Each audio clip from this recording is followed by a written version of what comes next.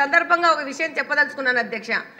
Election విషయంలో election అప్పుడు మా యొక్క ఇప్పుడు మాజీ ఎమ్మెల్యే తమ్ముడు నన్ను అనరాని మాటలు మాట్లాడాడు అధ్యక్ష. పోలీస్ స్టేషన్లో నాకు పెద్దలు, మా కడపలో ఉన్న కాన్స్టిట్యున్సీలో ఉన్న పెద్దలు, నేను కూడా మీ అందరికీ తెలుసు, నేను కూడా నా జోలికి వస్తే నేను కూడా గమ్మునున్నాను. నేను కూడా ఇదే ఇట్లాంటి సభలోనే నిలబడేసి రేపు గెలుస్తాను, గెలిచినాక నిన్ను రోడ్డు మీద తిప్పకపోతే నా పేరు మాధవి అని తిప్పి రాయించుకుంటానని చెప్పి ఒక సభలో చెప్పాను అధ్యక్ష.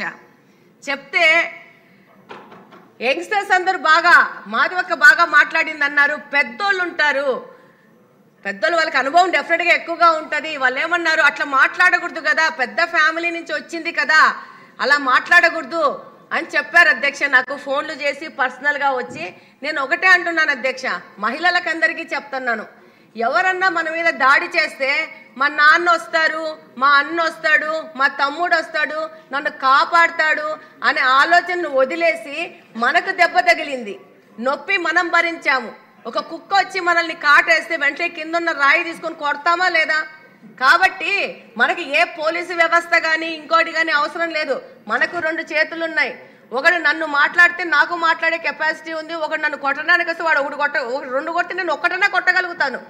కాబట్టి పెద్దవాళ్ళు కూడా మాకు చెప్పాల్సిన వాళ్ళు ఇప్పుడు మొత్తము సమాజం మారిపోయింది అధ్యక్ష. చాలా ఛాలెంజెస్ పెరిగినాయి ఆడవాళ్ళకు కూడా.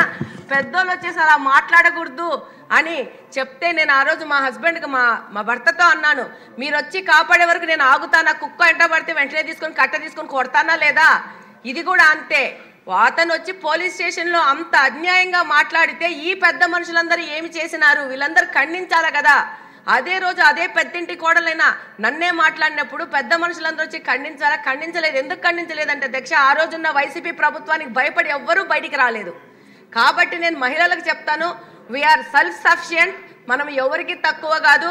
రేపు 29వ ఎలక్షన్ కల్లా మొత్తం ఈ సభలో సగానికి పైన మహిళలే కూర్చుంటారు, మహిళలే శాసనాలు చేస్తారు, మహిళల పురోభివృద్ధికి మహిళలే పాటుపడతారు. కాబట్టి మనం దేనికి తక్కువ కాదు. డెఫినెట్గా చంద్రబాబు నాయుడు గారు మాకు ఈ అవకాశం ఇచ్చినందుకు, ఈరోజు ఉమెన్ ఎంపవర్మెంట్ గురించి మాట్లాడడానికి అవకాశం ఇచ్చినందుకు, అలాగనే మీరు నాకు స్పెషల్గా ఏమ్మా మాట్లాడటం లేదా నువ్వు అని అంటే నిజంగా నేను ప్రిపేర్ అవ్వలేదు అధ్యక్ష. మీరు చెప్పారు వెనక వెంకటరామన్న మీరు మాట్లాడకపోతే ఎట్లమ్మా అని చెప్పేసి, ఆయన కానీ థామస్ అన్న కానీ కిషోర్ అన్న కానీ పక్క నుంచి వచ్చి మాట్లాడకపోతే ఎట్లమ్మా అంటే ఇప్పుడు మాట్లాడాల్సిన అవసరం వచ్చింది. ఈ అవకాశం ఇచ్చినందుకు ధన్యవాదాలు అధ్యక్ష. కొడతానంటున్నారు, మంచిదే, కానీ బెల్లు కొడితే మటుకు కొట్టకండి.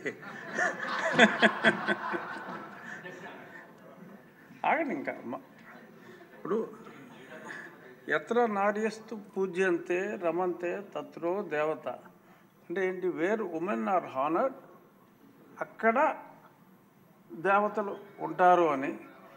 మహిళలు అయిపోయారు అనుకున్నాం. ముందు అడిగితే చరితారెడ్డి గారు మాట్లాడనన్నారు, కానీ ఇప్పుడు ఆవిడ మాట్లాడతానన్నారు కాబట్టి ఆవిడ అయిపోయిన తర్వాత పురుషులు. చరితారెడ్డి గారు.